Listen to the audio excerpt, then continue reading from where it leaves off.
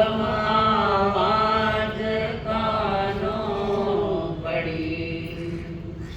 धन्य है आज की ये घड़ी, आगम आवाज कानों पड़ी। कैसे कर्म छले बंध कैसे डले, कैसे कर्म छले बंध कैसे डले। इच्छा सुनने की आगे बढ़ी, मेटे भव भव के मन के भरम। तो ही ठहरेगा चित्त में धर्म। नित्य वंदन करे मन में श्रद्धा भरे, नित्य वंदन करे मन में श्रद्धा भरे। होवे हल्के हमारे करम, सतगुरु तेरी शरण। मिट जाए जन्म और मरण, बहु दुख सहे कितने कर्म करे। बहु दुख सहे कितने कर्म करे। अब तो सत्य पे चले चरण, सतगुरु तेरी शरण। पंच परमेश्वर को प्रणाम। प्रणाम करूं परमात्मा स्वरूप सद्गुरुदेव,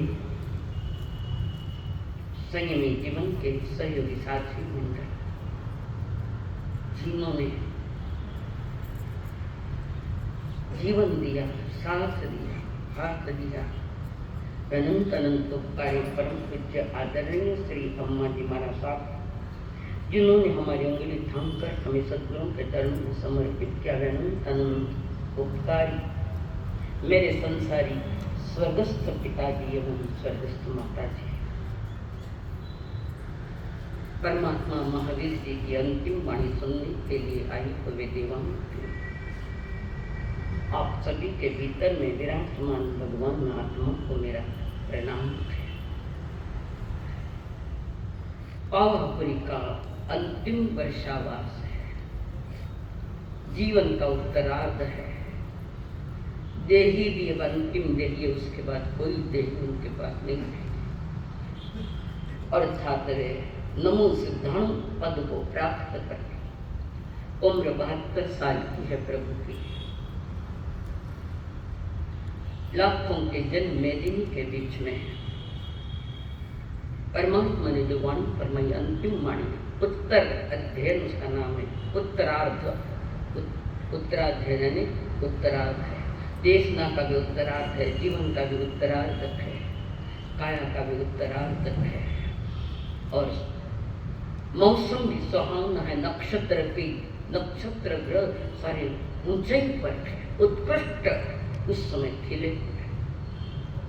इस संसार से एक ज्ञानी का विदाई होने का मौका है, विदाई होना है, संसार से विदा ले लेंगे यानी कर्म अंत करेंगे। ऐसे परमात्मा महावीर स्वामी, इनकी दीक्षा स्थली कुंडलपुर है। उसी के साथ वो दीक्षा वन जो था, वो षंड वन था, वन में दीक्षा होती है। और दीक्षा जो वृक्ष था वो शाल वृक्ष था। सब उत्तरार्ध में हाईएस्ट पुण्य उदय में जिनके है, सारा पुण्य का भी त्याग हो जाएगा, अपने आप ही हो जाएगा। उन्होंने, इनके वैराग्य में कोई जाति स्मरण ज्ञान नहीं था। पूर्व जन्म के वो 3 ज्ञान के धनी ने लेकर आए, सम्यक दर्शन ज्ञान, 3 ज्ञान, अवधि ज्ञान, मति ज्ञान, श्रुत ज्ञान, अवधि ज्ञान, 3 ज्ञान के धनी और उन्हें पता है, वे जानते भी कैसे। ऐसे उनको वैराग्य में जाति स्मरण ज्ञान कारण नहीं पड़ा है, उनका स्वयं का ही कारण है। परमात्मा महावीर जी का जो वंश था, कौन सा गोत्र था?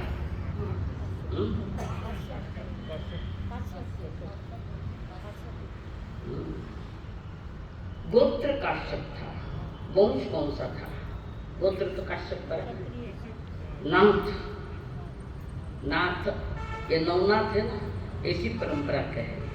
आदिनाथ भगवान के समय के नाथ परंपरा, जिसको हम नवनाथ कहते हैं, जो सनातन धर्म में काफी चर्चित विषय है, नवनाथ।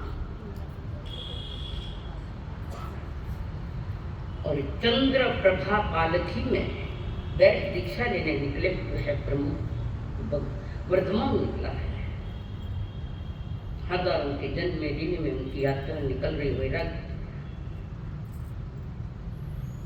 दीक्षा की और उस स्थान की ओर चल रहे हैं प्रभु।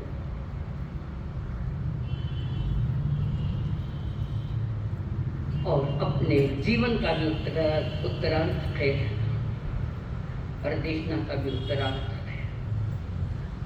3.5 माह तक चतुर्मास हुआ, आगे 15 दिन में रही नहीं, तो 3.5 माह का चतुर्मास हुआ प्रभु का। मोक्ष पधार है। जिनके सबसे ज्यादा कष्ट, संकट या उपद्रव जिनको 22 के 22 परिसर उदय में थे प्रभु के, 22 के 22 और उपसर्ग भी थे, उनका ही उपद्रव था, किया हुआ कर्म तो उनका ही था, दूसरा कौन क्या करेगा। उस परमात्मा के बारे में एक मुमुक्षु आत्मा पूछ रही है। आप भी ऐसी पूछन की आदत डालो। कल संघ मत घना तो मिला है, जिनके तारे करे आप रोटियां खावाने आ गए, क्या यही प्रश्न मिलते, दिमाग खराब हो जाता मेरा। वही क्या प्रश्न है, खराब हो जाता, खाने पानी बराबर सुना दिया ना, कि आवाज में फर्क लगे। पूछे बिना रह ही नहीं जाता, क्या पूछो? पूछो जम्बू कमार समान पूछो, बेकर है बनते ही। आप मेरे गुरु को, प्रभु आपके दादा को, आपके गुरु है, आप मेरे गुरु, आपके गुरु प्रभु है, तो मेरे परदादा गुरु कौन है? प्रश्न, परदादा गुरु। तीर्थंकर के कोई गुरु नहीं होते, इसलिए परदादा गुरु का विषय ही नहीं आता। तीर्थंकर के गुरु नहीं होते, स्वयं दीक्षा लेते हैं, नमो सिद्धांत कहते हुए वे स्वयं दीक्षित होते हैं और अकेले दीक्षित हुए हैं, अकेले। ऋषभदेव भगवान के समय तो लगभग 10,000 साधु थे, ये अकेले दीक्षित हुए। तो बनते कान आतुर है थोड़ा सुनने के लिए, पर मन लालच है। मैं सुनना चाहता हूँ बार बार। जिनकी दशों दिशाओं में गिरती फैली, वे मेरे दादा गुरु कैसे थे, है ना?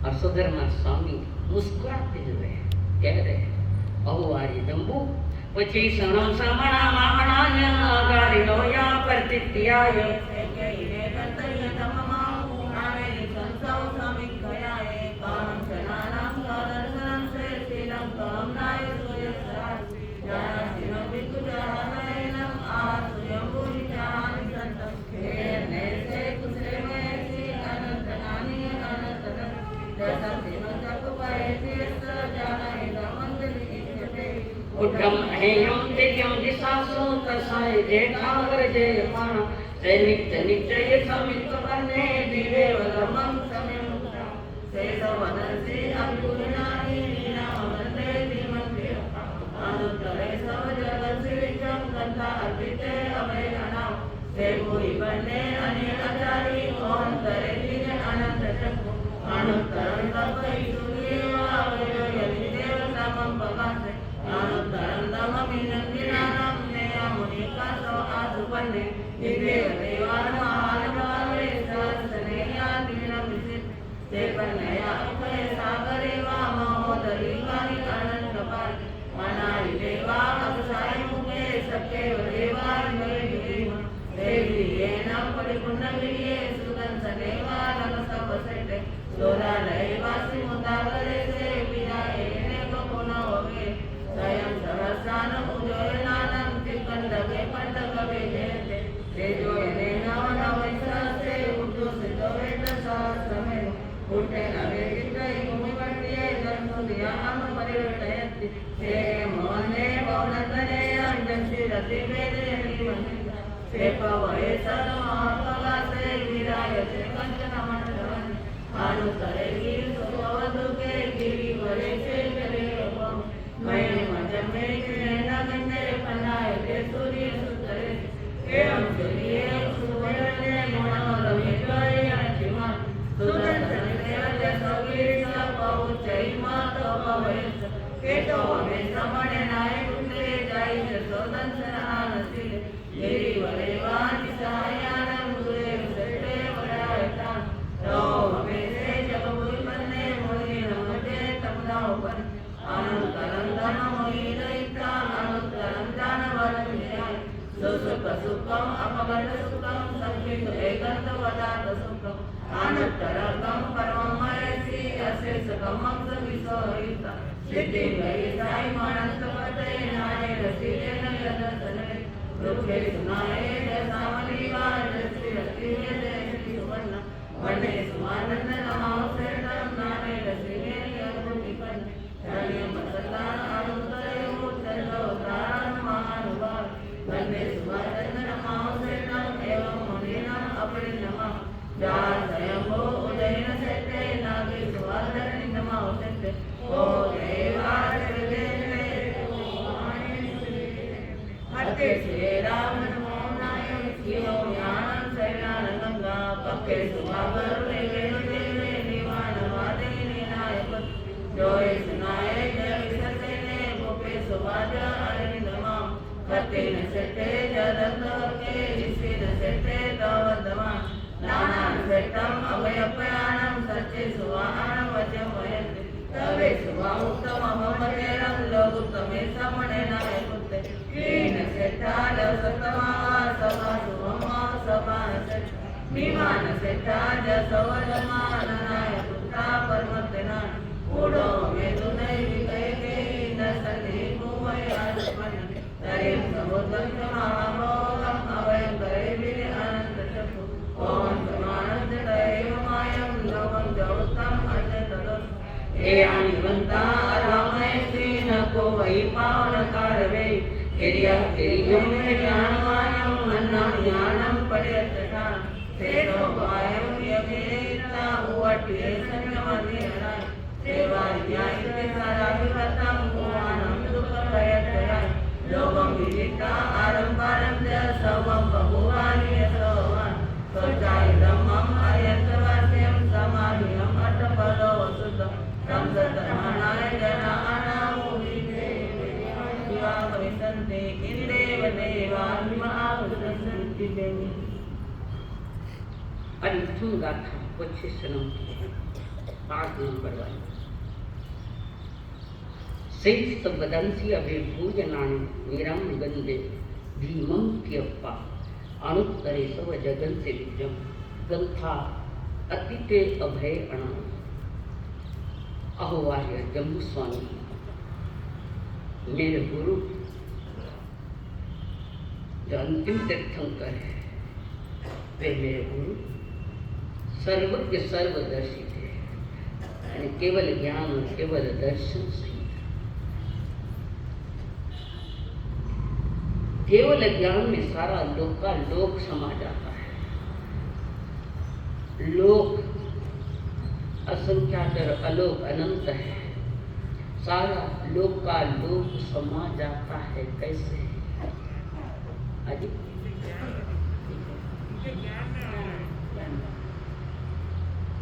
कैसे आता है ज्ञान?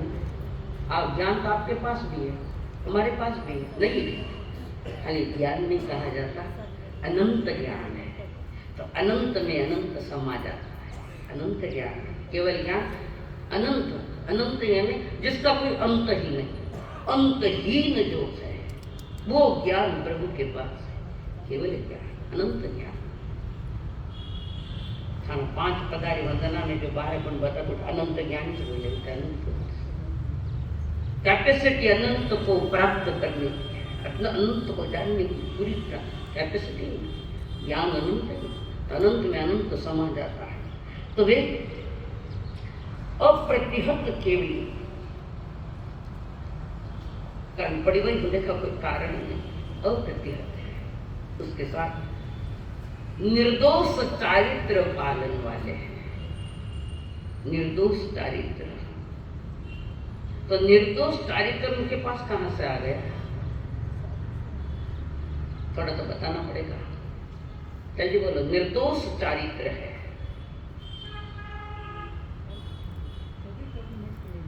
हाँ, सभी नहीं है। यहाँ अनंत चारित्र के लिए मोहनी कर्म की बात है। 10 अनुष्ठान का अंतिम समय और 12 अनुष्ठान का प्रथम समय जहाँ मोहनी कर्म क्षय हो गया है, और वे अनंत चारित्र वाले जिसको हम क्षयिक भाव भी कहते हैं, मोहनीय कर्म जहाँ खत्म हो गया। चारित्र दूषित तो वही होता है जहाँ मोह होता है, राग द्वेष होता है, वहाँ दूषित। इनके पास वो चीज है नहीं। तो अनंत चारित्र और पवित्र निर्दोष चारित्र, दोष आने का कारण मोहनीय कर्म क्षय हो गया है। वे परम धीर है, सामान्य धीर नहीं, परम धीर है। और परम धैर्यवान वही होता है, अधैर्यता को जिसने त्याग किया, जिस चीज से अधिक होता है अधैर्य होता है, वो तो उनका रहा ही नहीं। परम धीरवान है, नीचे आत्मा में स्थिर है, अपने स्वभाव में रमत कर रहे हैं, निज आत्मा में। परिग्रह छूट गया, ना कर्मों का परिग्रह, घातिया कर्मों का परिग्रह है, न बाहर में कोई परिग्रह है। तीर्थंकर के कोई पात्रान होगा नहीं होते हैं, पात्रा भी नहीं होगा, तीर्थंकर के नहीं होता, अतिशय होगा, विशेषताएं तो किस प्रकार के अतिशय वो कोई परिग्रह नहीं, कषायों का भी परिग्रह नहीं, कर्मों का भी परिग्रह नहीं है। भय मुक्त है, कारण धर्म अभय दान देता है, भय मुक्त करता है, अभयता, भय नहीं उनके पास। आदमी भयभीत कहाँ होता है, आदमी भयभीत कहाँ होता है? हाँ सर, आदमी भयभीत तब होता है जब उसे आत्मा और शरीर का भेद विज्ञान का पता नहीं, और जो शरीर पर जीता है, सिर्फ शरीर पर, वो भय मरते हो जाए, वहां वो भय है। तो शरीर और आत्मा का भेद विज्ञान तो उनके पास ऑलरेडी था, वे निर्भय थे, भावी आयु रही थे, भविष्य में कोई आयु नहीं, अंतिम आयु है। और आयुष्य कर्म को तोड़कर नमो सिद्धांत की तैयारियां हैं, और उसी के साथ लोक का लोक के सभी पदार्थों के ज्ञाता और दृष्टा है, देखने का विकल्प नहीं है, केवल ज्ञान है। किसी चीज को देखने का विकल्प नहीं कि वे अपने घर में आए और बैठे तो बाहर देखने का क्या विकल्प है? पावण घर में आए गया तो बारे पावण न कटे ढूंढनो, पावण घर में आए बैठे, लोका लोक जिनके ज्ञान में है, समस्त पदार्थों का वस्तु का स्वरूप जैसा है और वैसा के वैसा वरुष्ठ उस वस्तु के स्वरूप के परम ज्ञाता है। तो वस्तु का स्वरूप कैसा है? लता भाई कौन बोले? इधर बताया हुआ है, सोनम बता जल्दी, डर रहे कोई आगे तो कोई भूल जाए। क्या प्रश्न था हमारा? वस्तु का स्वरूप है उत्पाद वे द्रव्य युक्तम सत्य। 4-8 दिन पहले बताया था मैंने, और आपको भी क्लास में बताया, वस्तु का स्वरूप ऐसा ही। तो वे उत्कृष्ट पदार्थों के उत्कृष्ट ज्ञाता थे, से भूई पण्य अन्य आचार्य बहुतरे तेरे अनंत चको अनुत्तरम तपई सूर्य भागोरेंद्र तम पगासे से भूई पण्य अन्य आचार्य वे महान बुद्धिमान प्रभु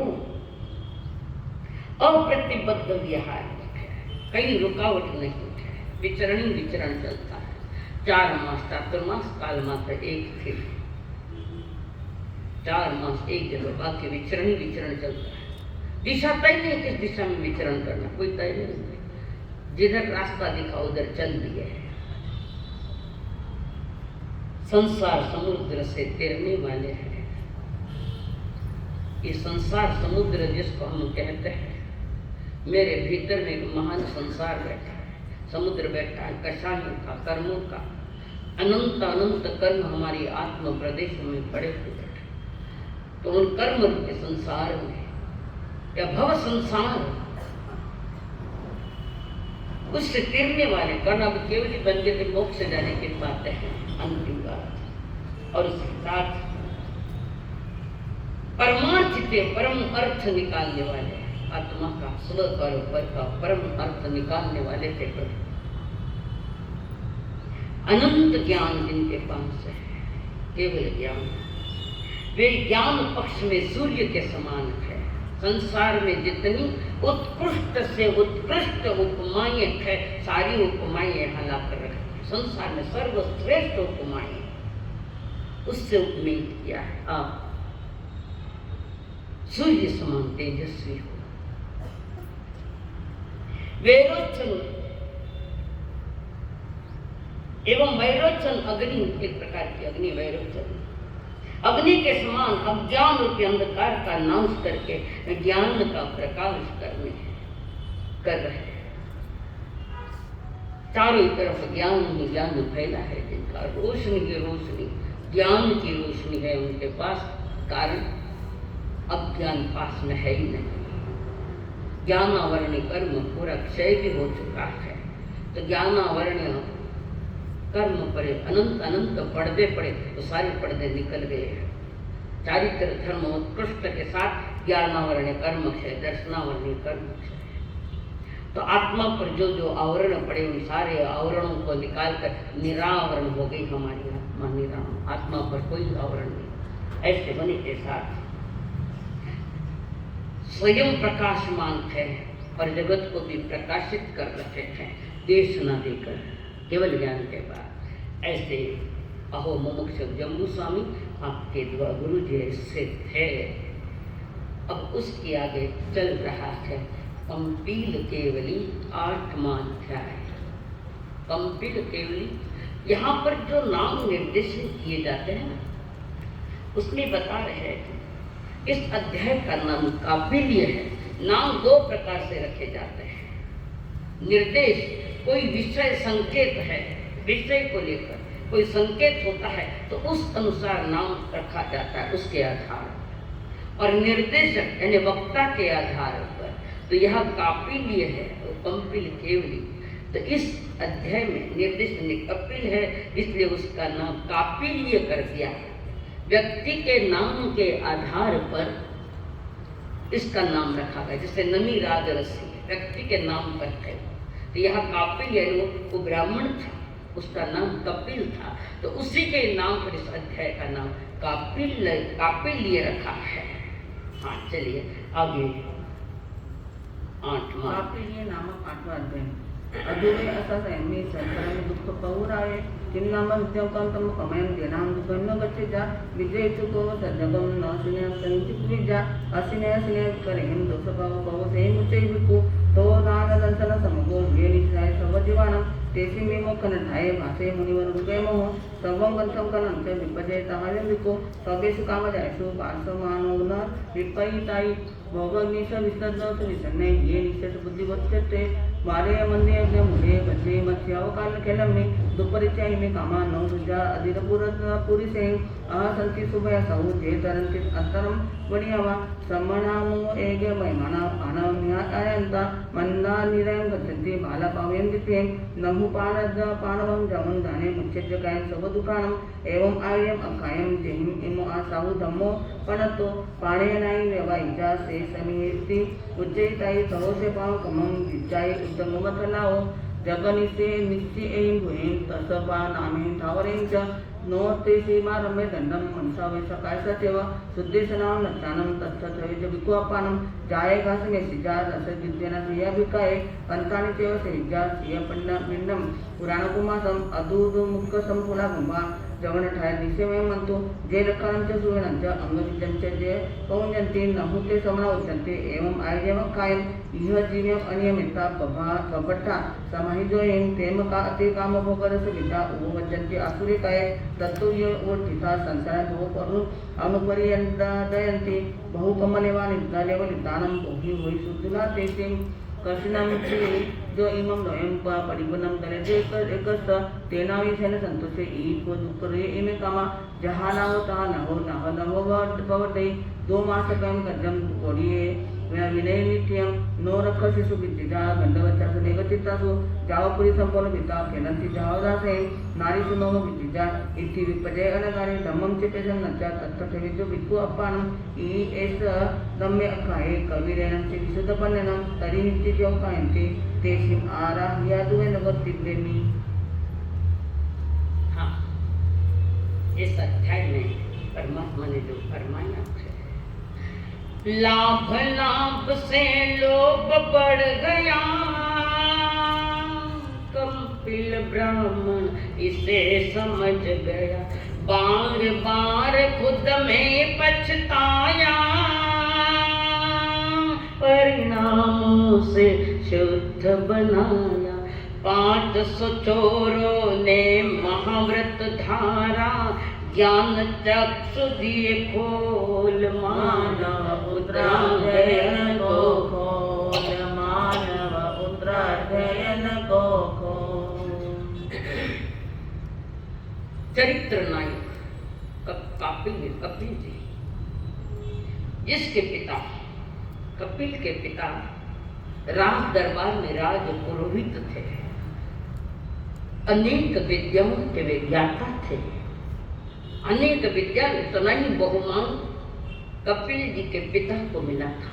राजपुर कर्ण पे पारंगत थे। अचानक उस काश्यप की मौत हो गई। जिस समय उस राजपुरोहित की मौत हो गई तब कपिल छोटा सा बच्चा था, बिल्कुल छोटा, कोई अध्ययन नहीं था। अतः राजा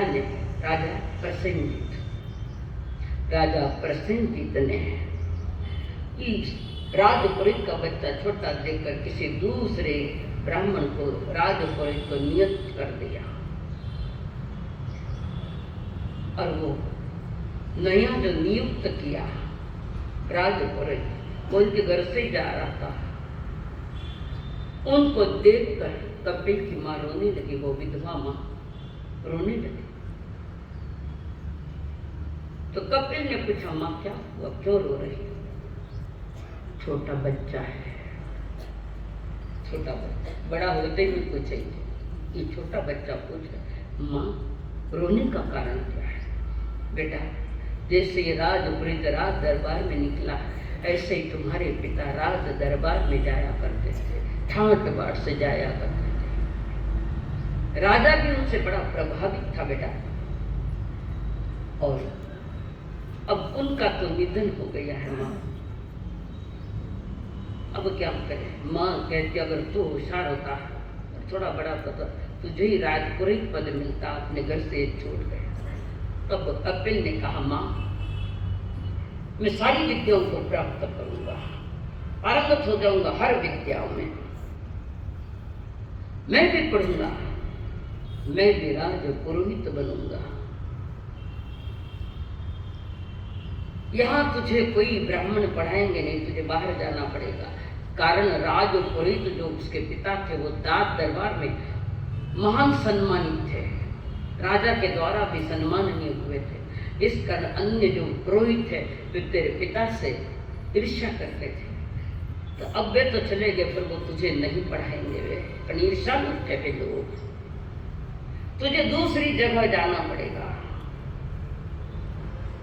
वो कहता, मैं जाऊंगा, मैं जरूर जाऊंगा, आपकी आज्ञा होते ही मैं जरूर जाऊंगा पढ़ाई करने। और माँ से पिता कहा जाऊँ कि श्रावस्ती नगरी में जाओ, जहां आपके पिता के एक घनिष्ठ मित्र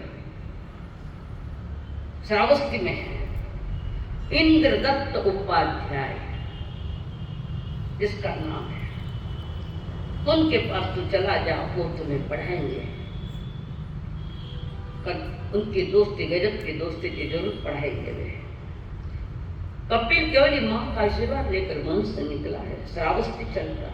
माँ पूछते पूछते इंद्रदत्त ब्राह्मण के उपाध्याय के पास पहुंचे और सारा परिचय अपना दिया कि मैं अमुक नगरी से आया हूँ, मेरे पिता की मौत हो गई।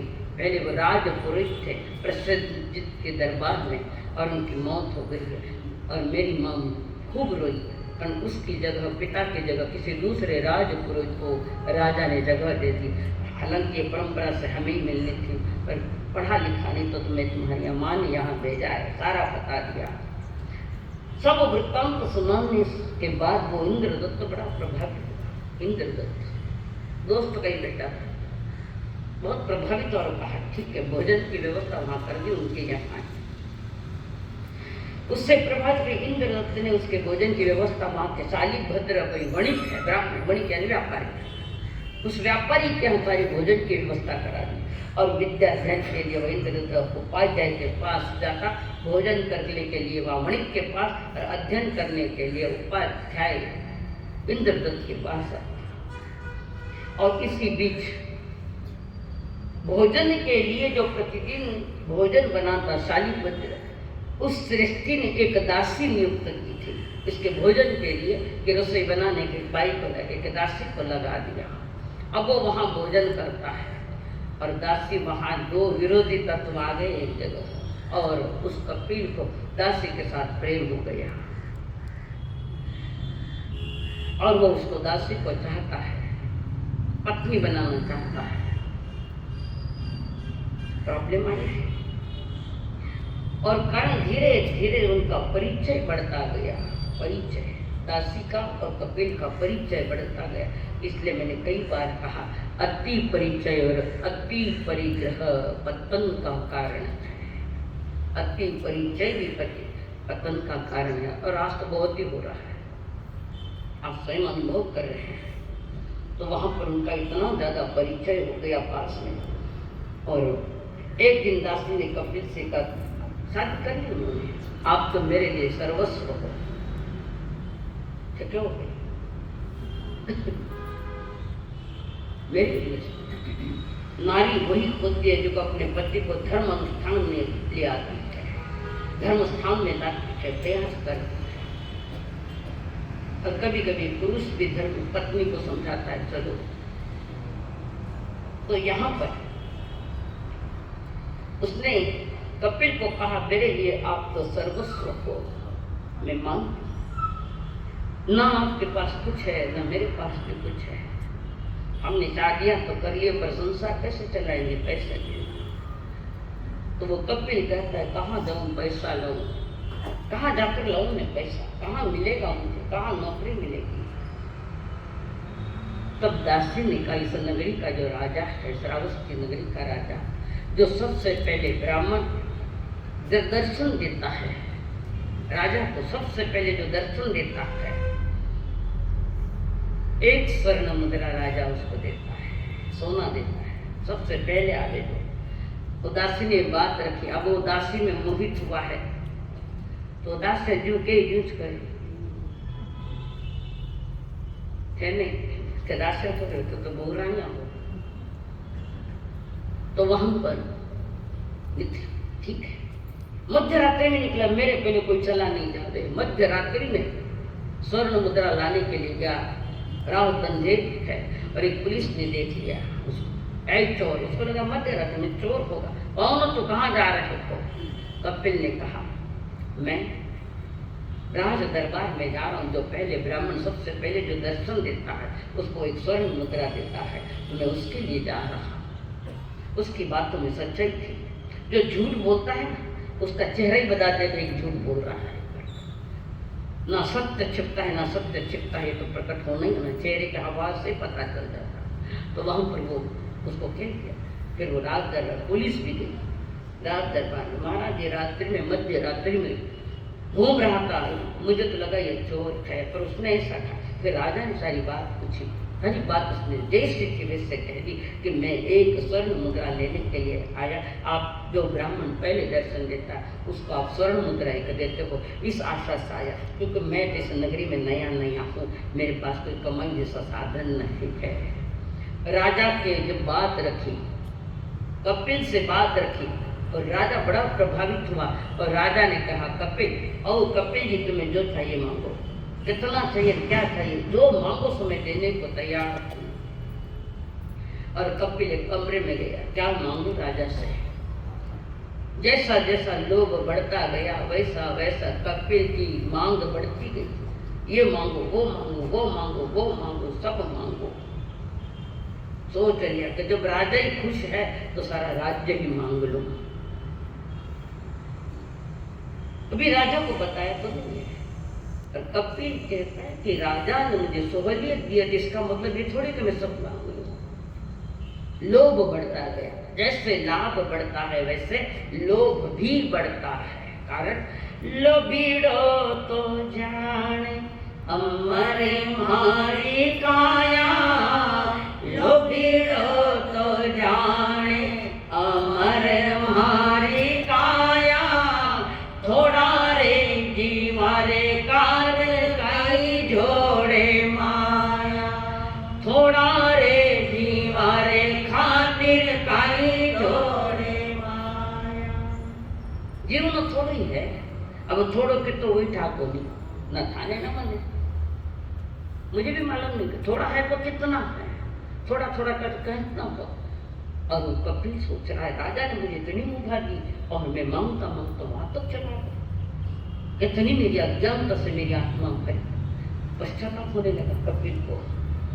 पश्चाताप की अंतर की ग्रंथियां बाहर आ रही है, पछतावा कर रहा है, और उस परिणामों की ऊंचाई में जाते जाते कपिल जी को वही केवल ज्ञान हो गया, केवली बन गए।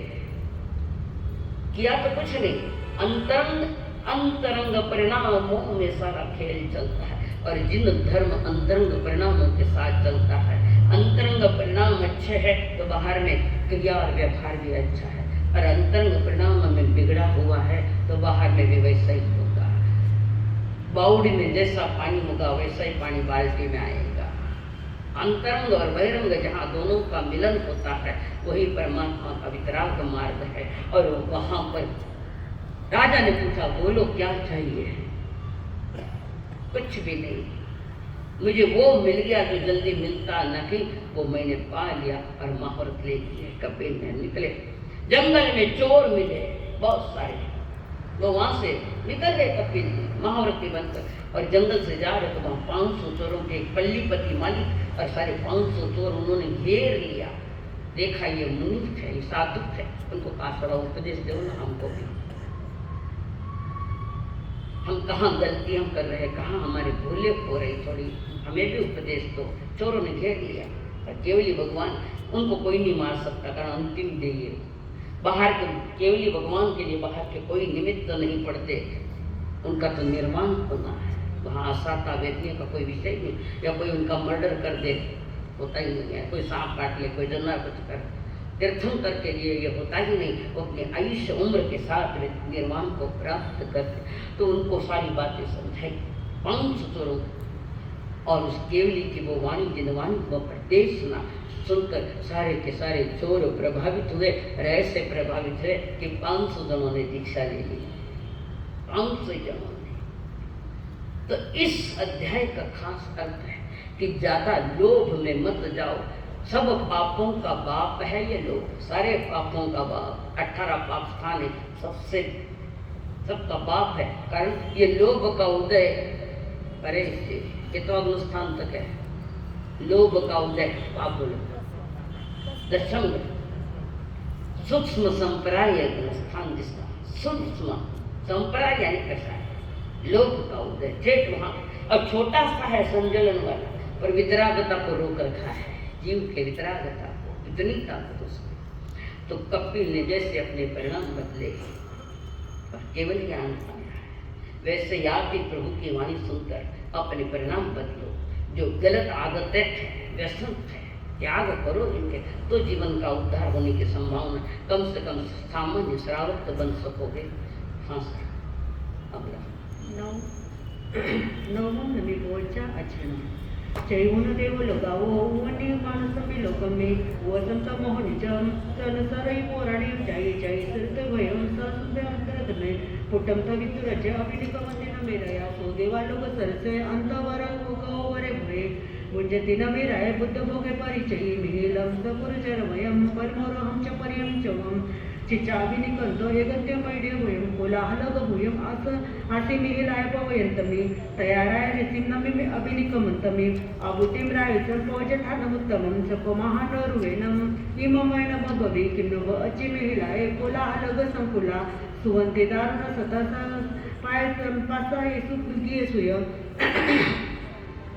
हेमेटनी समिता हे उपानाचे योतो नमिरायसी देविंद मेनम भवी मिहिलायचे विचेसे विचे म्हणून बत्तपुकुले न बहुन बहुने सया वायना हिरमण मिचे मनोरमे दुय असनता एक अन्नब्दी भूकगा हेमेटनी समिता हे उकारणाचे योतो नमिरायसी देविंदो नम भवी एस अकय भव्य एम दचै मंदिरम भगवम अंतेरम तेनम किसनम नावपेक हेमेटनी समिता हे उकारणाचे योतो नमिरायसी देविंद मेनम भवी स्वयं समुजीवमो जसिमोनति किंचनम मेलाडचन नमिडचन किंचनम चतपुतकलर्तसनिवावरसभिपुन प्रियं न विचयि किंचियप्रियं न विचयि बहुकोमुनि न बद्धमानगरसभिपुन सभाविपुंकुस एकन्दुमनपसव मेटनि समिता हे उपानचु योतो नमिरायसिं देविंदोई नम भवी पागरम कारितानम गोपरटलगन्यो गुसलगसयुभ्योतो वचिसे कत्या हेमेटनि समिता हे उपानचु योतो नमिरायसि देविंदमि नम भवी सतम नगरम किचासवसवरमगलम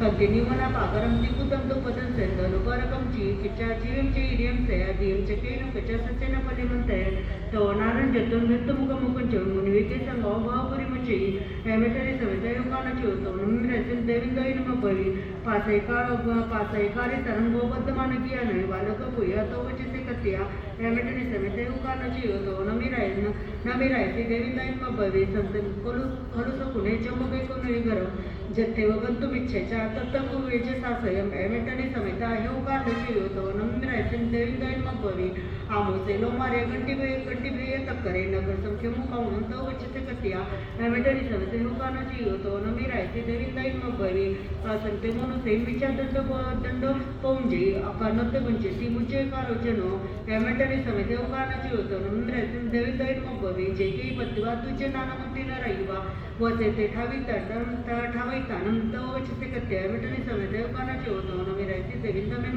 भवी जो सहसम सहसानम संगमे तुझे जिरे कमचिने चापन में से परमोजो अपन में कीर्तितेन कीर्तिते जन बंजो अपन में वापनम जे तबे सो में है पंचद्यान को मानमायम तहिलो च दुजेचे अपन समपेची एजियम हेमेटनि समिता हे उकारणाची यो पंचद्यानी को मानमायम 36 हाँ उनको मिली गई भंसाली थी 36 नंबर की गाथा 8 मिनट में दे दिया गाथा आगे सर पंचद्यान को मानमायम तहिलो च दुजेचे में अपन सगळे आपे जीएजीएम हेमेटनि समिता हे उकारणाची योतो नमिरायसि देविंदाइन भवी चैतबिले जने बोईत समाना माने दचबुचाय जटाय तो वचिसे कत्या हेमेटनि समिता हे उकारणाची योतो नमिरायसि देविंदाइन भवी जो ससम सनमासे गवंदे तसा विसंज मुसे वदिन तसे किंचन हेमेटनि समिता हे उकारणाची योतो नमिरायसि देविंदाइन भवी गोरासम चैतनम अनपतिस्तमये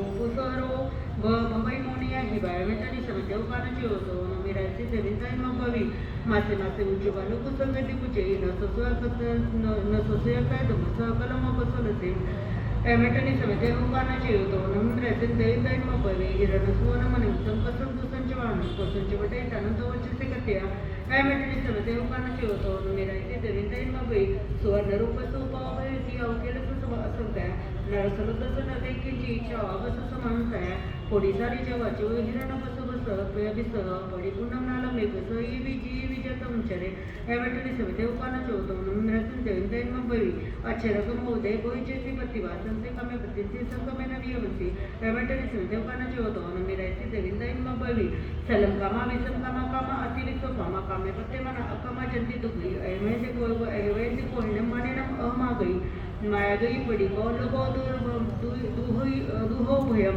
अव उज्जीवन महानुविनितम वंदय अपितुन तो ये माई मोरे कोई अहते निजको मन परयो तेरे निरक्यामय ओलोसिको अहते अचम सौते सौमत मोति उत्तमा गति अहते मुक्ति उत्तमा यंते उत्तम बंदे पेचा होइसे उत्तम लोगो तुम उत्तम ठाणं सत्यम गच्छति नेर एवं अपितुन तो रायसी उत्तमाय सदाय पयायनम करे तो पुनः वंदय सको तो वंदिवना पाय चक्कम कुशल लखने मुनिवर आगसनीय पल्ली आगसने नपयो ललिय चवल कुंडल तिरडी नमे नमी आपण चक्कम चकेन चोयो चैवण गे वेदे सामान्य पचवटी ओम कर सरपटी पवी कना विन्यासी भवसे चाहते नमे रायसंते बेबी नमो वचनम समत्तम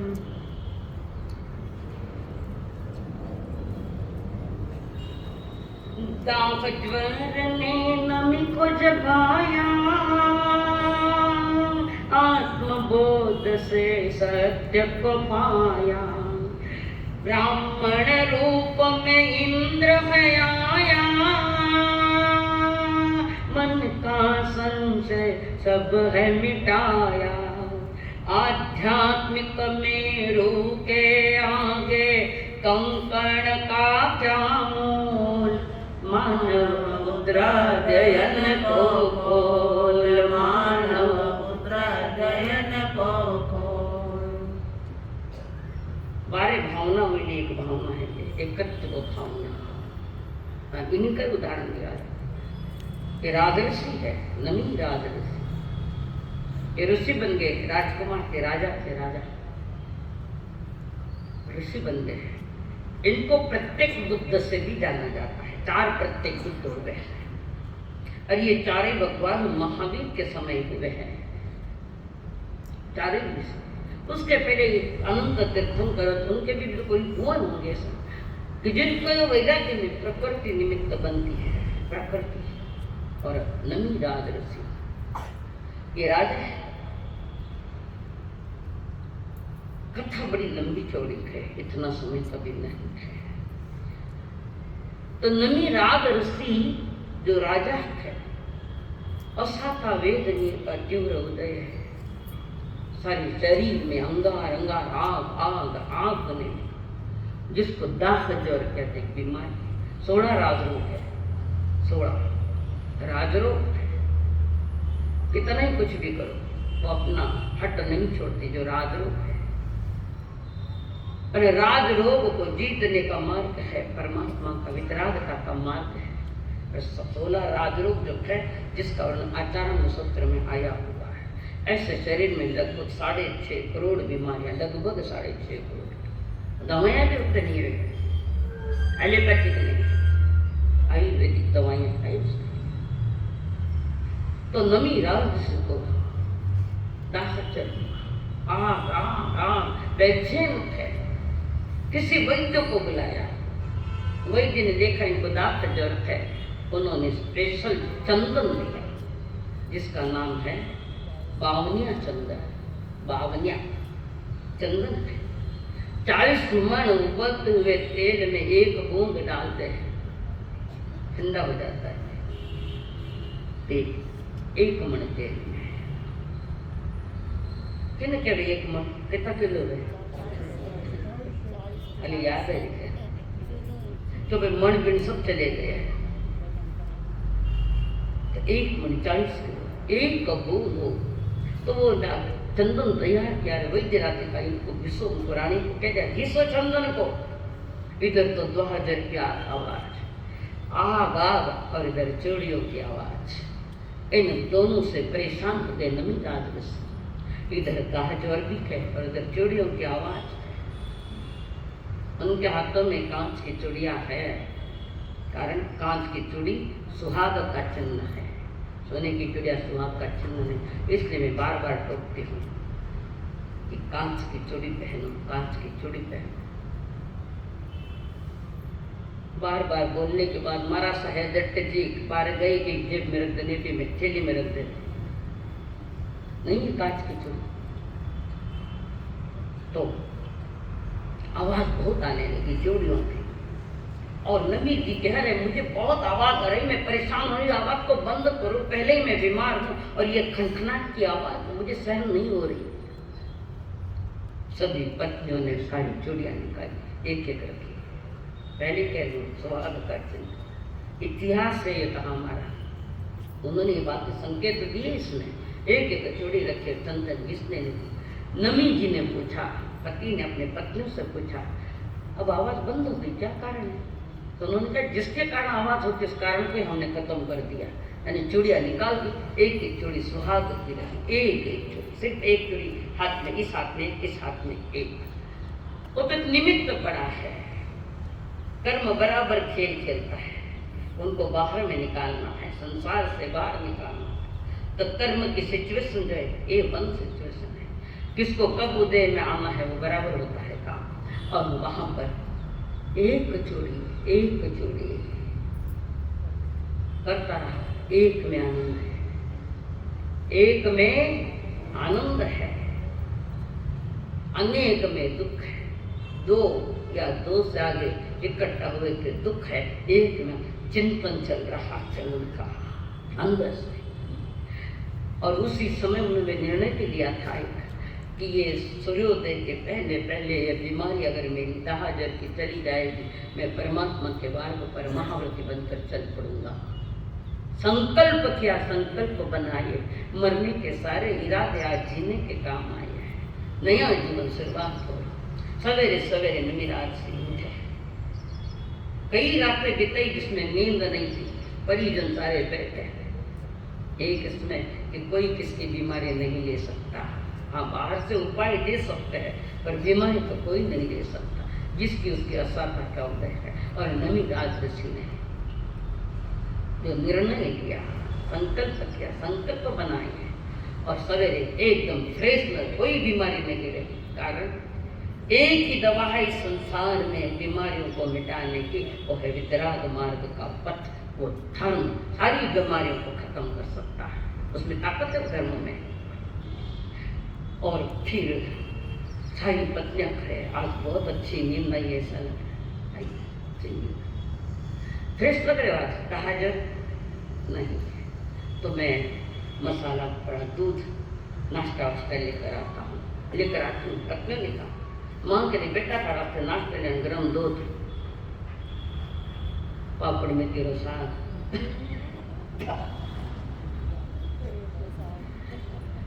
सारी चीजें उनको पसंदीदा चीजें थी, वो नमीर आदत और सारी चीजें वाली। ये चीजें मेरी पसंदीदा अब नहीं, मेरा पसंदीदा एक ही चीज है, मुझे वितराग मार्ग पर चलना है। मैंने संकल्प किया ये बीमारी चली जाएगी तो मैं महाव्रती बनकर निकल जाऊंगा।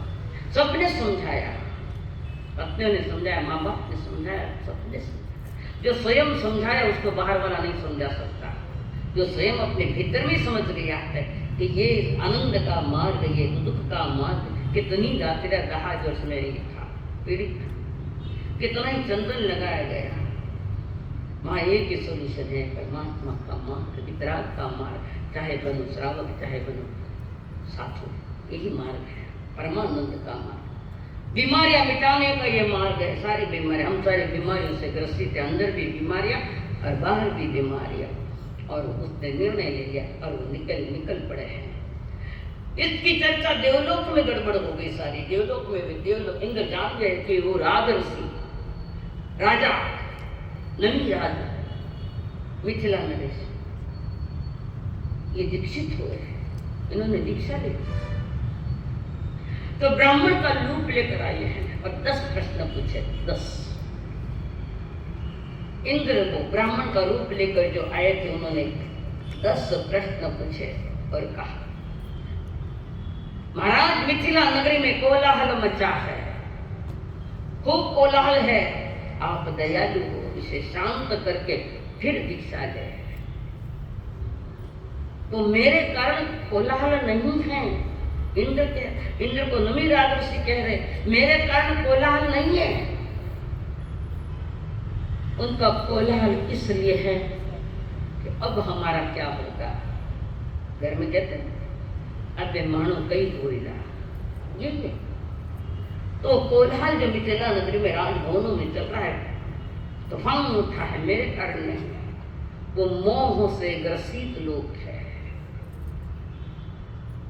इस प्रकार बड़े बड़े प्रश्न नमीराद ऋषि से पूछे गए और उसके सटीक उत्तर दिए। पूर्व भोग के भी संस्कार उसके साथ है, प्रारब्ध भी अच्छा है और वर्तमान का पुरुषार्थ भी अच्छा है। नमीराद ऋषि ने सारे प्रश्नों के उत्तर सही उस समय कहा।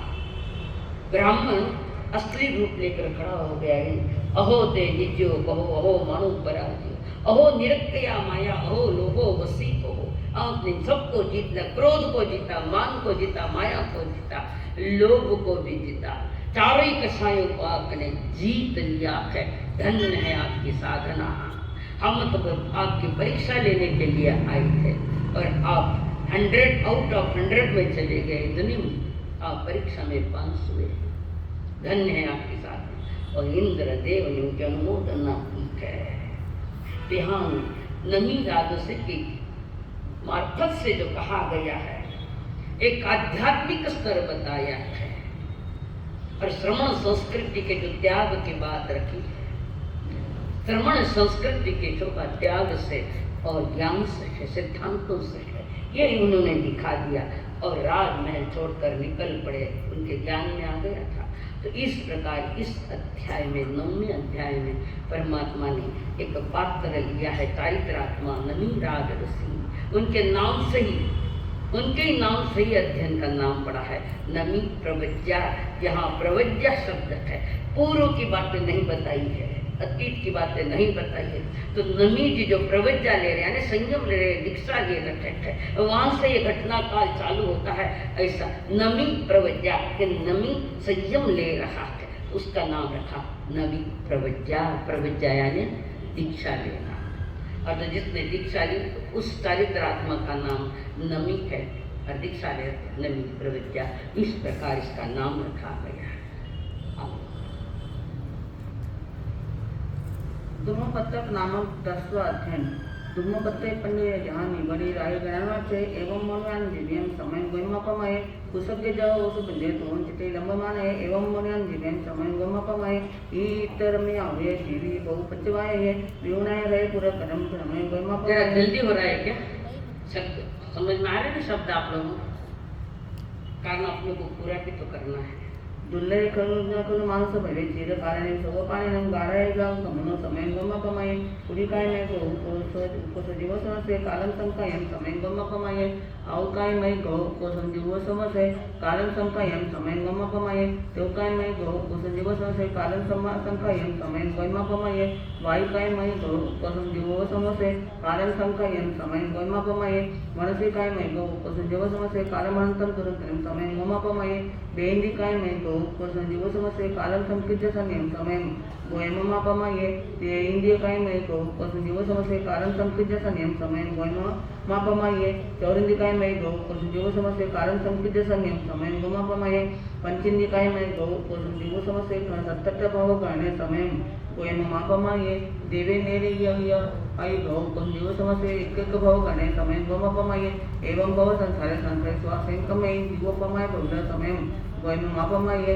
लड्डू नवी मानु सत्तरम आर्यतरम पूर्णाविदुलम भवे बद्धसे निरुक्त्या समय गोमापमये लड्डू नवी आर्यतरम अहिन पंचजावुदुल्लाह विगलन्यव तिसे समय गोयमापमये अहिन पंचेन्द्रियतम्पि ते लहे उत्तम धर्म संयोदिल्ला उतिथि निषय जने समय गोयमापमये लड्डू नवी उत्तम श्री सद्धर्मातो गोनाविदुल्लाह निश्चित निषय जने समय गोमापमये धम्मम तीउ सद्धर्मय दुल्लहया कायण भाषया ये काम गुणे मुख्या समय गोमापमये परिजुरिते शरीरम केसा पुण्यवंतिते से सोय बलिन हरे समय गोमापमये परिजुरिते शरीरम केसा पुण्यवंतिते से चक्कु बलिन हरे समय गोमापमये परिजुरिते शरीरम केसा पुण्यवंतिते से गान बलिन हरे समय गोमापमये परिजुरिते शरीरम केसा पुण्यवंतिते से जिब्ब बलिन हरे समय गोमापमये परिजुरिते शरीरम केसा पुण्यवंतिते से पास बलिन हरे समय गोमापमये परिजुरिते शरीरम केसा पुण्यवंतिते से सर्व बलिन हरे समय गोयमापमये अरे गन्धविसो या अयंका विव्यापुसदिते विहरे विद्यांसंचे शरीरम समयन गोमापमये उच्चिंद सिनेम अपण तुमेन सारियम पानियम से सब सिने वच्चे समयन गोमापमये चित्तारकांचे पानियम पवहिसो यनानगार्यम मावंत पुनयावि समयन गोमापमये अव उद्यमित बन्नम विगुणं सेवसावते वचनो संचम मातम पीयम गावि समयन गोमापमये नव जिने अज्जदिसिये जिसई बहुमय दिसई मगदिसिये संपयिने अवगय समयन गोमापमये अवसूय कंटका हम ओइनो विसपहम महालय गच्छसि मगमिसुया समयन गोमापमये अबलिजह भारवाय मामगि समेवगाया कच्चा पच्चानो तावले समयन गोमापमये तिनोसि अन्नव मंकिम पुन चित्त सिद्धिर्मागो अभिदुरपारकम तये समयन गोमापमये अकले वरसेन मुस्या सिद्धिं गोयं गोयं गच्छसि क्षेमं च शिवं अनन्तरं समयन गोमापमये बुद्धि परिनिवडते नामनगे संजय संतिमगम च भूय समयन गोमापमये बुद्ध सन्निधानिसं भाष्यं सुकय्य मट्टपवसोयं रागं दोषं च चिन्त्या सिद्धि गए गोयम चित्ते मीर साधन समाप्तम। वीर प्रभु कहे सुनो गोयमा अमूल्य अवसर मिला है गोयमा भव सागर को पार जो करना अल्पराग से बाहर आना ऐसा अवसर फिर न मिले जो ऐसा अवसर फिर न मिलेगा कर तू समय का मोल मानव उत्तरायण को खोल मानव उत्तरायण को खोल। 10वां अध्याय है और इस पहले तो गौतम स्वामी को सुना रहे हैं। गौतम स्वामी प्रथम गणधर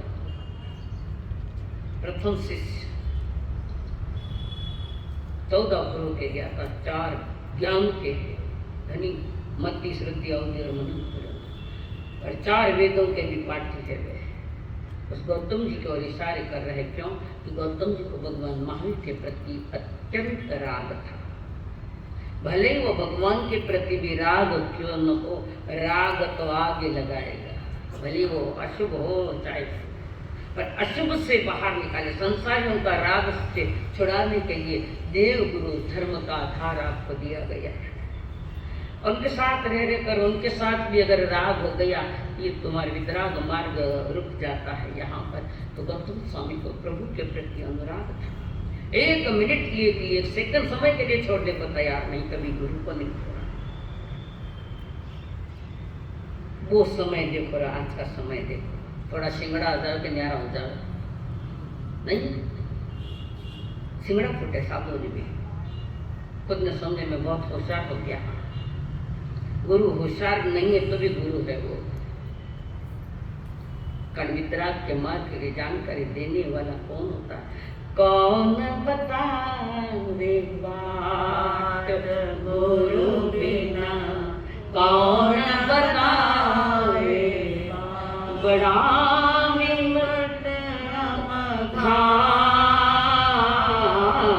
बड़ा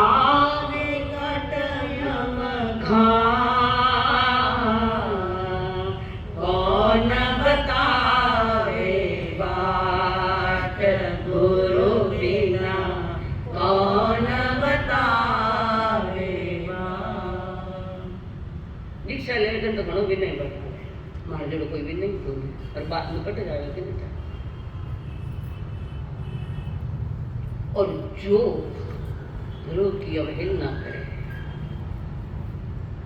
ज्ञानी है वो बंद का कारण जन्म बढ़ाएगा। वो ज्ञान में कम चलता है 2 लाइन में केवली बने हुए मास्टर सुने 2 लाइन में ज्ञान कितना ये मूल्यवान नहीं तुम्हारा विनय कितना गुरु के प्रति कितना राग है आपका शुभ है। ये मद विषय कषाय निंदा विकथा ये आते ना 5 ठीक है प्रमाद 5 प्रमाद नोट करो मद विषय कषाय और निंदा और विकथा। इसमें यहाँ मद का जो अर्थ है मद शब्द पहले आया मद का अर्थ है स्नेह राग गुरु के प्रति संसार के प्रति गुरु के प्रति स्नेह राग होना। गौतम स्वामी को गुरु के प्रति बहुत स्नेह राग था। तो अशुभ में तो द्वेष होता है, पर शुद्ध धारा में द्वेष नहीं होता। द्वेष कभी शुभ नहीं होता। हाँ, राग शुभ हो सकता है कि संसारियों का राग छोड़कर देव गुरु के चरण में आकर वो राग कर रहा है। अनुराग है, प्रभु के प्रति आसक्ति है।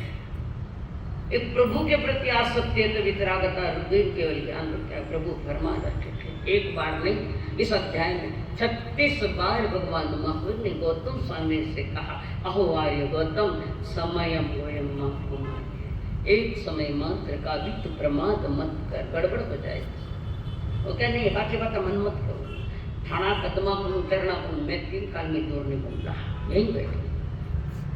बहुत प्रेम से भी समझा रहे हैं। प्रभु के प्रति जो अनुराग है उद्दीप्त है, और जिसकी चर्चा इस उत्तराखंड में 36 बार समझाया, एक बार नहीं। पर वो कब समझने वाले, बीच में वो स्नेह राग बाधक बन गया। गुरु के प्रति जो राग था, इसके पीछे ये घटना है, कहानी है। चंपा नगरी के पृष्ठ भाग में पृष्ठ चंपा नगरी थी। चंपा नगरी में बीच में महासाल और महासाल ये दो भाई थे, भ्राता थे। शाल वहां के राजा थे। कहाँ के? पृष्ठ चंपा नगरी के राजा है वे, और महाशाल वहां के युवराज है। दोनों सगे भाई, एक राजा है और एक युवराज है। इनकी यशस्वती नाम की एक बहन थी, और बहना का नाम पीठर था, और भांजे का नाम गांगली। तुम्हारे बड़ी साधु वंदना में आता है, दियो भांजा ने राज्य सब। एक उदाइन राजा, उसने भी अपने भांजे को राज दिया। और श्रवण भगवान महावीर विचरण करते करते उस पृष्ठ चंपा नगरी में पधारे हैं। दोनों भाई पधारे दर्शन के लिए। प्रभु महावीर पधारे दर्शन करने के लिए निकले थे। थाना दर्शन में बिना दर्शन में फर्क है। क्या आंख से दर्शन करो या अंतर से दर्शन करें, ये फर्क है। तो आत्मा से दर्शन करें। और उसके बाद प्रभु को वंदना करने के सभा में बैठे थे। प्रभु की सभा में दोनों भाई थे, शाल एवं महाशाल। तो बड़े भाई शाल ने महाशाल से कहा, भैया ये इस नगरी के राजा आप बन जाओ, मुझे राज्य से कोई लेना देना नहीं। प्रभु की वाणी सुनकर अंतर्न में वैराग्य पैदा हुआ बड़े भाई को, शाल को, और मैं अब प्रवर्जित होना चाहता हूँ, मैं दीक्षा लेना चाहता हूँ। तो युवराज भी कह रहा है, जब आप भी जा रहे तो मुझे क्यों कह रहे हो, मुझे क्या लेना देना उनसे। आपको मोह नहीं कि मुझे भी इस राज्य का मोह नहीं, मुझे तो कोई और राज पाना है, मुक्ति परी का राज पाना है। और भांजे को राज दे दिया गागली को। गागली वहां का राजा बन गया। फिर गागली राजा ने अपने माता पिता को पृष्ठ चंपा बुला लिया। अब राजा बन गया, तो यानी युवराज या राजा जो थे उनकी बहन को बुला लिया वहां पर। भांजे ने अपनी माँ को बुला लिया, अपने पिता को बुला लिया, और वहां गागली राजा ने माता पिता को बुलाने के बाद पृष्ठ चंपा में आ गए। दोनों श्रमणों में, कौन दोनों? शाल और महाशाल, दोनों भाइयों ने 11 अंग का अध्ययन किया। किसा है 11 अंग? क्या नहीं बोलूंगी। 11 अंग कौन से पोपट लाल जी? नहीं मालूम? उम्र को जल्दी याद किया, मैं बताऊं। आचार अंग, अब आगे बोलो। आचार अंग 70 11 अंग है, हमारे 4 पद में आता है। तो 11 अंग का अध्ययन। और ये तो अभी जो अंग है बहुत छोटे रह गए, कितना ही ज्ञान लुप्त हो गया, इतना ही ज्ञान लुप्त हो गया जो उस समय था। समय के अनुसार धीरे धीरे ज्ञान कमजोर पड़ता गया। और जैसे अंतरिक्ष से ज्ञान क्षोभन कम हो गया, ज्ञान का, तो फिर भगवान के निर्माण के 980 वर्ष बाद वहाँ वांछनाएं हुई 5 प्रकार की। वांछना जिसको जितना था उतना लिखा गया। इसकी सारी चर्चा श्रुत ज्ञान पंचमी के दिन करूंगी। तो क्या बात है वहाँ, अभी तो कुछ भी नहीं बचा है। जो 14 पर्वों को ज्ञानियों ने चिड़ी के चोच में आया जितना पानी कह रहे, तो 11 अंगों का तो क्या पता लगा। और वो भी आगे कमजोर है। इसलिए लोगों के माथे खराब है, दिमाग खराब है लोगों के, आना जाना कुछ नहीं, समय बर्बाद कर रहा है, कुछ अलग ही चर्चा करता हुआ समय को बर्बाद, आत्मा के ऊपर कर्मों के आवरण ला रहे हैं। सुंदर समय है, सफर सुंदर है, उसमें भी अगर समझ नहीं पाए तो शायद ही वो कहीं समझ पाता। एक ही रास्ता है धर्म का और महापुरुषों की बातों का। तो वहां पर शाल और महाशाल जो राजा ये मुनि बन गए, पुनः भगवान के पास आकर प्रार्थना की। दोनों भाइयों ने, शाल और महाशाल ने प्रार्थना की, प्रभु आपकी आज्ञा हो तो मैं मेरी बहना को उपदेश देने के लिए जाए। हम लोग बहन को, जिसका नाम था यशस्वती, उनको उपदेश देने के लिए हम जाते, आप अगर आज्ञा दो तो। तभी भगवान महावीर ने कहा पर तुम दोनों को एक साथ, दोनों को अभी दीक्षित हो, फौरन नहीं बेचते हैं, नम दीक्षित है। और कहा कि आप भी जाओ, साथ में गौतम स्वामी को लेकर जाओ। प्रथम घंटा गौतम स्वामी को साथ लेकर जाने की आज्ञा शाल और महाशाल मुनि ने मांगी और गौतम स्वामी को रवाना किया प्रभु ने। और वहां के राजा गागली उसके माता पिता को उपदेश दिया। किसने दिया? शाल महाशाल ने नहीं, बड़े गुरु बैठे गौतम स्वामी। गौतम स्वामी ने जिनमोही फरमाई, देशना नहीं कही जाती, हम केवल ज्ञान नहीं, फिर भी सम्यक दृष्टि तो देशना भी कही जाती है। तो उन्होंने उनके बहन अगर भांजे महाशाल शाल महाशाल उनको उपदेश दिया। और उपदेश देने के साथ ये तीनों ही निकल पड़े हैं। कौन? गागली, और गागली के माँ यशस्वती और पिट्ठू नाम की जो बहन है वो भी निकल गए। एक बार सुनिया ने निकलिया, माँ जन्म जन्म सु सुनता आया। 4 कोसरो मांडलो जिनवाणी लो धोरो, अरे भारी कर्म को जोड़ो रियो कोरो के कोरो, पड़ियो पानी में पाषाण, बीजे पर छीजे कोई। आज की दशा, बाकी बातों से फुर्सत नहीं है लोगों को, तो ये तो बात आएगी। तो वहां पर ये चल रहे शाल महाशाल, अंतर के परिणाम जिसको अध्यवसान कहते, अंतर के परिणाम में ऊंचाई में जा रहे हैं। और शाल महाशाल दोनों भी आगे बढ़ रहे हैं। और उसमें बीच में गौतम स्वामी भी चल रहे आगे आगे, दोनों शाल महाशाल, और अपने गुरु का, गौतम स्वामी का उपकार मान रहे। क्यों? कि महाव्रत दिए है, दीक्षाएं दी है, दीक्षा दाता है, ज्ञान दाता है।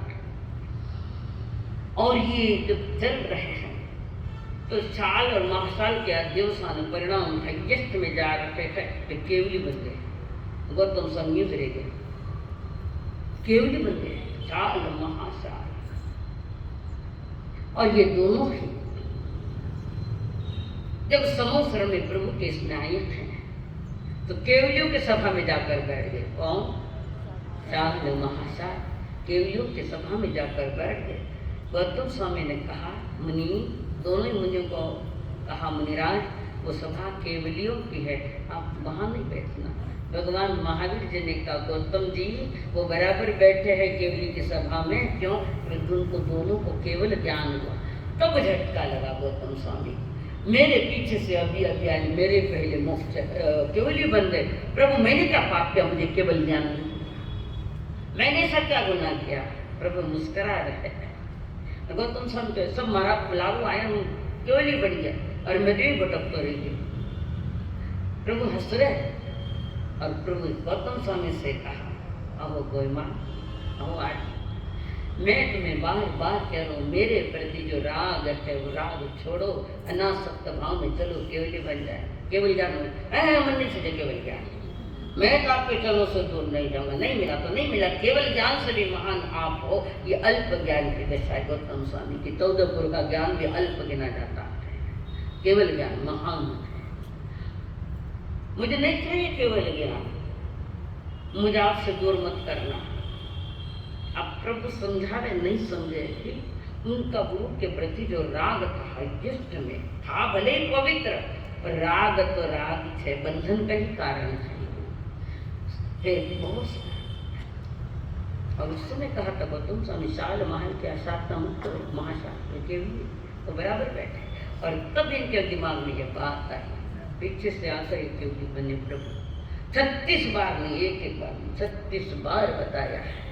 10वें अध्याय में समय माँ को माए कितने कितने बहुत से, कभी एक में, कभी सूक्ष्म में, कभी थावर में, कभी पेंद्रियन, कभी दैवीय, कभी चौरिंद्रियन, कभी पंचेंद्रिय, कभी केश पंच सफेद होने लगे, कान से सुनाई नहीं दे रहा है, आंखों से दिखाई नहीं दे रहा है, शरीर से चला नहीं जा रहा, ऐसी स्थिति शरीर की होने वाली है। इसके पहले तुम जाग जाओ गौतम स्वामी। शरीर की दुर्दशा बताई है, भव बताए, 4 गति का भी थोड़ा थोड़ा वर्णन दिया, ये ऐसी स्थिति है, और आप मुझे पकड़ कर बैठे और जाऊं तो शरीर हुई जो कोई मैं खाने नहीं छोड़ू। ये किस बात थी? अब प्रभु भी क्या कर सके। मेरे प्रभु के ज्ञान में आया था, जिस दिन मेरा निर्वाण होगा उस दिन इनको केवल ज्ञान होगा, उनके केवल में ज्ञान में आया था। तो कहने का तात्पर्य यहाँ है कि पंच परमेश्वर का कोई भी हो, उनकी असाधना मत करो, चाहे मुनि हो, चाहे उपाध्याय हो, चाहे आचार्य हो, चाहे केवली भगवान अरिहंत हो, चाहे भगवान हो। तो उन्होंने सारी बात गौतम स्वामी को समझाने के लिए ये अध्ययन सारा है। और भी कई जीव इनके इसमें आए, जिसमें एक गौतम स्वामी एक बार अष्टापद पर्वत पर गए थे। हमारे वो अष्टापद कटे थे, मेरे हिसाब से उत्तर प्रदेश में अष्टापद पर्वत कुछ है उधर।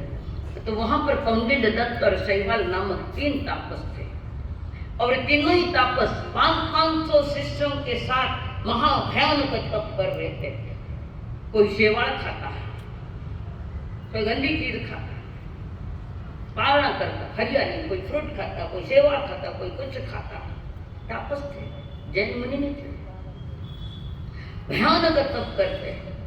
इनमें से कौंडिल्य उपवास के अनंतर पारणा करके फिर उपवास, पारणा में मूल कंद, जमीकन क्यों मूल और कंद में सारा इसका आहार करते, फिर अष्टापद पर्वत पर चढ़ते और एक मेखला एक स्थान पर ऐसे करते करते वो 3 मेखलाएं पूरी करी, पहली, दूसरी और तीसरी चढ़ने की पर्वत पर। गौतम स्वामी वहां आए तो उन्होंने तापस को परस्पर बातें करते देखा, सुना। हम महातपस्वी भी ऊपर नहीं जा सके तो ये स्थूल शरीर वाला साधु कैसे जाएगा? गौतम स्वामी के लिए कहा, परंतु गौतम स्वामी उस पर चढ़ गए। कैसे चढ़े? क्या आधार था उनके पास? खाने नहीं पूछो। सूरज की किरण पकड़कर इतनी ताकत है क्या उनके पास? 28 लब्धियों के धनी है वो, शक्तियां सारी उनके पास है। सूरज की किरण को पकड़ कर चढ़ गए, तो दाढ़ी डोरी पड़ो के पड़न को डर। सूरज की किरण पकड़ कर चढ़ गए गौतम स्वामी और उनको पालना कराया, सब सारा समझाया। इतनी तपस्या करो, पालना ये मत लो, तो ध्यान दे हम लोग तो दूध लो। अब गौतम स्वामी के पास कौन सा पात्र है, कौन सा दूध? अंगूठे से दूध छोड़ा है, अंगुष्ठे अमृत बसे। तीर्थंकर भी जब जन्म लेते, तीर्थंकर के आत्मा जब जन्म लेते, माँ के स्तनों का दूध नहीं लेते, वे अपने अंगूठा चूसते, उसमें से दूध आता है। इसलिए कहते हैं अंगुष्ठे अमृत बसे, लब्धि तना भंडार। 28 लब्धियों के धनी। और गौतम स्वामी ने उनको सारी बाकी बातें बंद कर तपस्याएं करवाई, करी है तपस्या का पालने में ये किया है उन्होंने। और उसी के साथ धीरे धीरे सारे तपस्वी, हर एक के 500 सारे निकल पड़े। फिर रास्ता में और 1000 मुनि मिले, तपस्वी मिले, सब लवाजमा एक साथ चल रहा है। आगे गौतम स्वामी 2500 का लवाजमे के साथ मुनि बने हुए थे और गौतम स्वामी आगे बढ़ रहे। और जैसे प्रभु का समोसरण आया, वे 2500 के 2500 पुनः केवलियों के सभा में जाकर बैठ गए। गौतम स्वामी कह रहे वहां नहीं, तुम्हारा स्थान वहां नहीं है।